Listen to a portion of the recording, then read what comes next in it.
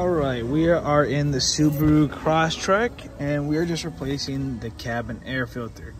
There's the part number that we are using, and this was a friend's car and she got quoted $125.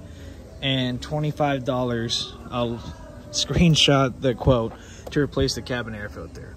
We bought it for less than 20 bucks, and let me show you how you replace it. Alright, so you're gonna pop the glove down and come here and just with your fingers, you can pop it right out.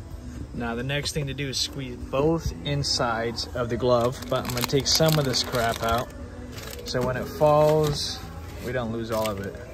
Oh look, a winning scratcher card. So I'm gonna squeeze this side to clear it and then squeeze this side at the same time.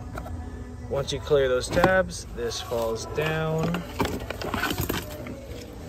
Now the cabin air filter is inside this little white box.